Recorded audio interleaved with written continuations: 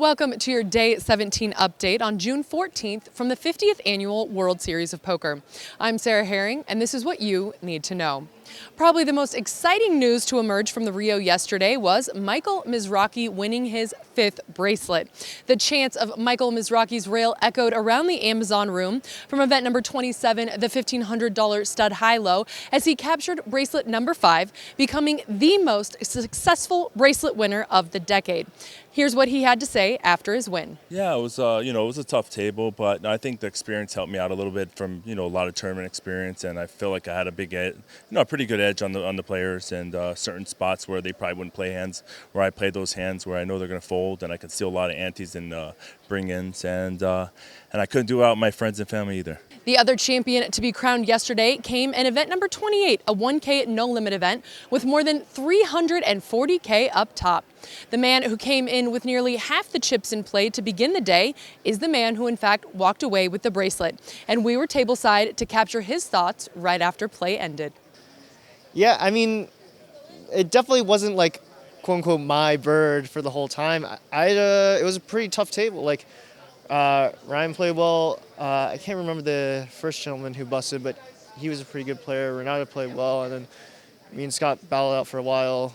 For a while, Scott just kept on doubling up through me, or every pot that Scott would win that was like significant was through me. So he had my number for a while. I thought that was going to be an issue when we got heads up. I guess I was due to cooler him. Finally, your time. Yeah. Coming into day 5 of the marathon, there are 16 players left, and in the spirit of the marathon, the 100-minute levels will continue until there are only 6 players remaining.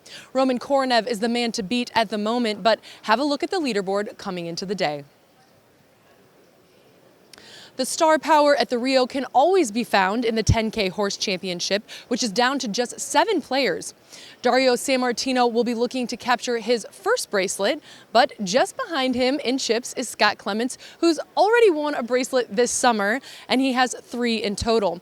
Behind him is Greg Mueller, and really a variant like horse, things can shift super quickly.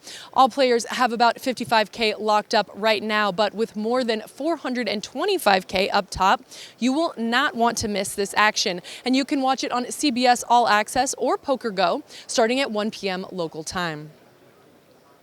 For those not glued to the 10K, I have to imagine you'll be refreshing one of my favorite tournaments of the summer, the 3K 6 Max. Well, any 6 Max, really. There are currently 20 players from the original 754 battling for a top prize of almost 415K. There are 3 previous bracelet winners still in contention, including chip leader Upeshka de Silva, as well as Angel Guillen and Kyle Cartwright. 58 players remain in event 30, the 1K PLO event. You can follow all the action on the PokerNews blog on that event. There's 2 day 2s today as the seniors return with a whopping 1,550 players still in the mix. To put that in perspective, the other day 2 coming back today, event 33, the 1,500 Deuce to 7 Lowball triple draw, is coming back today with 139 players. There was a time when I thought poker was all about hoodies and internet whiz kids, but the numbers don't lie, folks. If you're heading towards retirement, I suggest you pick up some chips and cards and maybe a golf club while you're at it.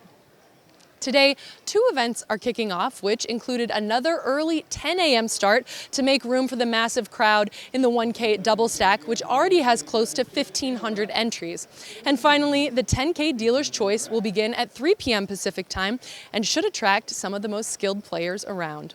No matter what type of game, poker variant, or anything that you are into that has to do with the World Series of Poker, PokerNews has all the coverage for you, so you don't want to click away from us here on PokerNews.com.